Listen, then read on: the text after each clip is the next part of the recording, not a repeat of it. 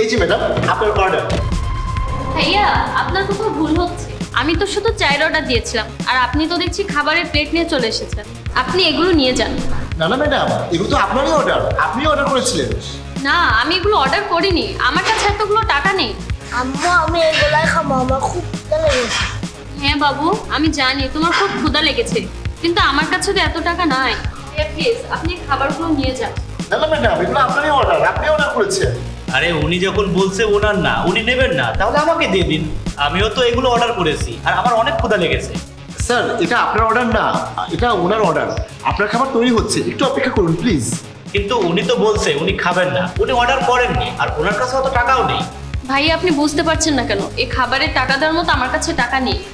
Madam আমি এগুলো ফেরত নিয়ে যেতে পারবো না, আপনি খেয়ে নিন প্লিজ। আচ্ছা ভাইয়া বলুন তো, আপনি কেন ওনার কথা শুনতে চাচ্ছেন না? উনি তো বলছে যে উনি খাবেন না, ওনার কাছে টাকা নেই।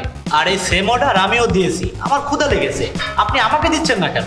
স্যার এই অর্ডারটা ম্যাডামেরই, আমি তো বললাম আপনার অর্ডারটা তৈরি হচ্ছে, আপনি একটু বসুন, এখনই পেয়ে যাবেন। আমি বুঝতে পেরেছি, আপনি এভাবে দিবেন না, আমি নিজেই নিয়ে নিচ্ছি। আরে দাঁড়ান ভাই, ওনার খাবার ওনাকে খেতে দিন। ম্যাডাম আপনি তো এটা খাবেন না, আর আমার অনেক ক্ষুধা লেগেছে, আর আমার সেম অর্ডার ছিল, আমি এটা নিয়ে যাই। জি ভাই আপনি নিয়ে যান। না ভাই, আমি আপনাকে বললাম না, আপনি একটু অপেক্ষা করুন, আপনারটা আপনি পেয়ে যাবেন। আচ্ছা ঠিক আছে। ম্যাডাম এটা আপনারই অর্ডার, আপনি অর্ডার করেছেন, খেয়ে নিন। আরে ভাই আপনি বুঝতে পারছেন না কেন, বিল দেওয়ার মতো আমার কাছে টাকা নেই, আমার কাছে শুধু 30 টাকাই আছে। আরে ম্যাডাম আপনি আরামে খান, আমাদের হোটেলে একটা স্কিম চলছে, যে ভাগ্যবান ব্যক্তিরা আমাদের হোটেলে খাবার খায় তাদের প্লেট থেকে টাকা বের হয়। হতে পারে আজকে ভাগ্যবানটা আপনিও হতে পারেন। কি যে বলেন স্যার, আমি অতটা ভাগ্যবতী নাই। আরে আপনি খেয়ে দেখুন না। ঠিক আছে স্যার, আপনি যখন এত করে বলছেন তাহলে খেয়ে দেখি।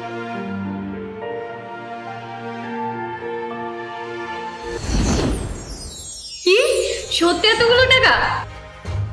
আমার তো বিশ্বাসই হচ্ছে না যে আমি এত বড় ভাগ্যবতী।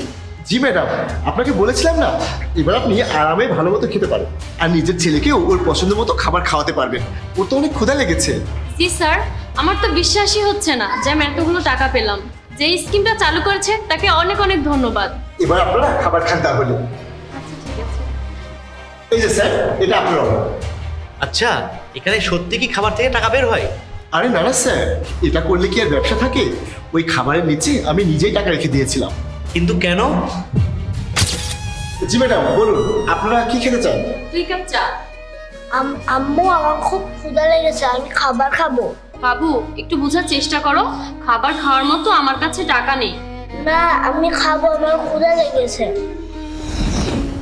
ভাইয়া আমাদের জন্য 2 কাপ চাই নিয়ে আসেন। ঠিক আছে ম্যাডাম।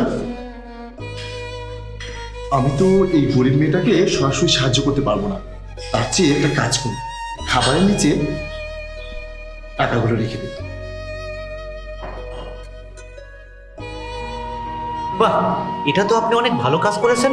ভাই একটা কথা তো আপনি শুনেছেন, আপনি যদি কাউকে উপকার করেন তাহলে আল্লাহ তাআলা স্বয়ং আপনাকে উপকার করবে। হ্যাঁ সেটা তো শুনেছি। জি ভাই, সেই জন্যই আমি ওনাকে সাহায্য করেছি। আপনি অনেক ভালো কাজ করেছেন, আসলে আপনার মতো মানুষ এই যুগে পাওয়া যায় না। এখন তো মানুষ কাউকে কিছু দেওয়া দূরের কথা, আরো মানুষের থেকে লুটপাট করে খায়।